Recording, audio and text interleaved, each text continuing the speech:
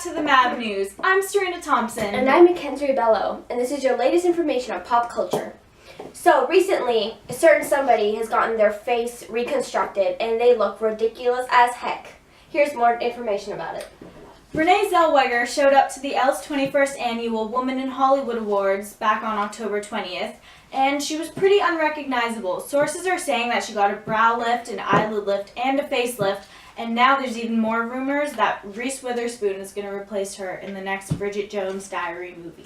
Other news, music news, a couple of things have been happening. One of them being Taylor Swift's new album was released, did really well in top charts. I believe it's called 1989. Actually, something really funny happened. She released audio on iTunes by accident, and it ended up getting #1, which is really funny. I guess people will pay for anything these days. Some other information. Other bands have released new tour dates, such as One Direction. Something interesting, though, about them, they released a new music video. I believe it was last Friday. Last Friday, they released a music video, and now PETA, the animal organization, is looking after it because a chimpanzee was in the music video. As you know, there's been a lot of 007s, and we are looking back at some of the more successful movies, considering some of them were a little bit cringeworthy, and one of them being the movie Tomorrow Never Dies. This was one of the more classic Bond movies. Jonathan Pryce, and Michelle Yeoh. It was released December 9th, 1997. The basic plot for this movie was Agent James Bond tries to save the world. This movie got 3 out of 5 stars on multiple movie review websites, one of them being Rotten Tomatoes. They gave the movie a 3.5 out of 5. Personally, I didn't like the movie at all. I thought it was just terrible. But then again, I do have really high taste, apparently, with movies. Lastly, in film news, there's been a lot of hype over the next Hunger Games film. It's really like a new Harry Potter. One more time! You can do it. Lastly, in movie news, there's been a lot of hype over the new Hunger Games movie. It's quite a lot like the Harry Potter and Twilight franchises in terms of how successful it's been. So, Mockingjay Part 1, the trailers have been released quite a bit in the last couple of weeks, lots of new teasers and TV spots and all that. The film comes out at the end of November, and a lot of fans are really excited, but from a statement that Jennifer Lawrence said the other day, some fans are getting quite worried and angry about the movie. So since the book is split into 2 movies, none of us know how the movie's going to end. So Jennifer Lawrence said that the ending of this movie will make fans really angry. She's also stated that she sobbed while reading the script. So we kind of don't know what's going to happen. Fans were expressing their anger over Twitter and Facebook, so I don't know. We'll see what happens. Guys, that has been your pop culture news for this evening. Have a good one. Ron Burgundy out.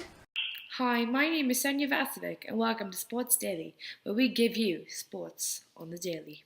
Let's start the show off with a little look into the sport that has been dubbed by many as the world's greatest sport, soccer. Today, on Sunday, November 2nd, we saw 2 rivals, Manchester City and Manchester United, play a match in the English Premier League, with Man City taking the 1-0 win. Man United worked hard against the other Manchester team, but clearly did not work hard enough.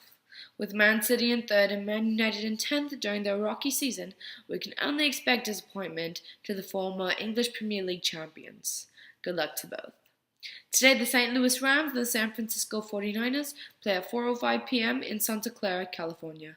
49ers being 2nd in the NFC Western Division and the Rams being 4th, we can only expect the obvious outcome at the end of the game.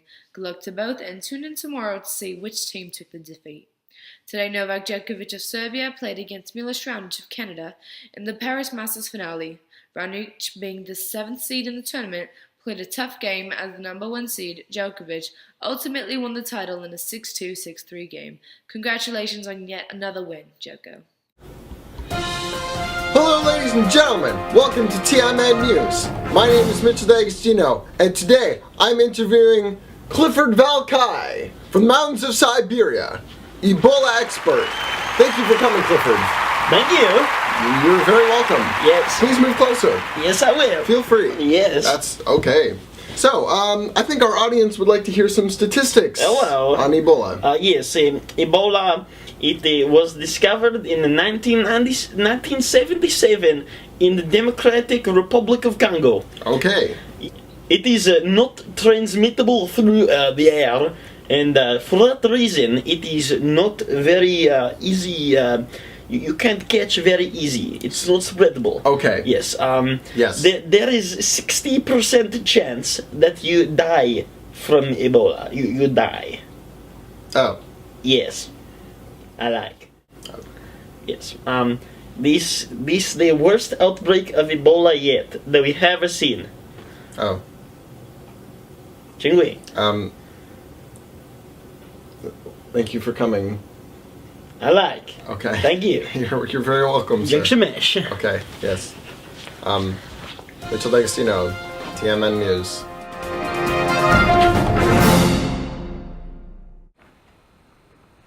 The country is still in mourning after the death of Nathan Cirillo, who was shot 2 Wednesdays ago while guarding the memorials outside of the Parliament buildings in Ottawa.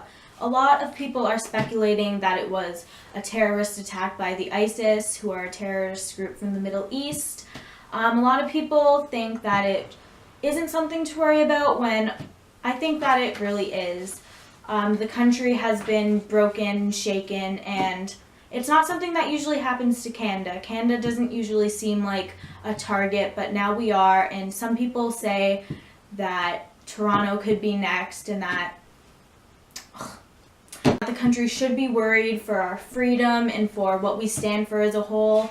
And I guess we'll have to just see what happens. See what happens. Hopefully nothing else will come about with this. We can't be sure, and it's hard to stay optimistic in a time like this. But after the Ottawa shooting, it's clear to see that we should have something to worry about. It is not good what has happened. And hopefully, despite these tough times, we can stay together as a country and be there for each other. Now, ladies and gentlemen, let's take a look at ourselves. Look at what you're wearing. Look at how you're acting. Where do you get these ideas of how to dress, look, and act? From advertisements.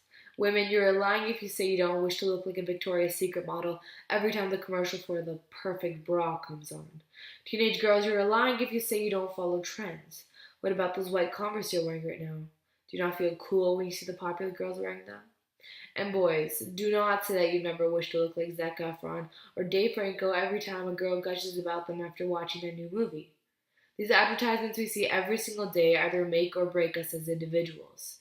They have the power of shaping your views, not only physically, but mentally as well. Sure, maybe you don't want to be stick thin, but you know that maybe if you didn't eat tonight's dinner, then maybe you could be the pretty girl every guy wants. It messes with you. It makes you think things you didn't even know you thought. To this, I say we need to stop these advertisements from controlling us, and we need to take control of our own body and mind. Because if we don't, we conform and we aren't humans anymore. We're robots.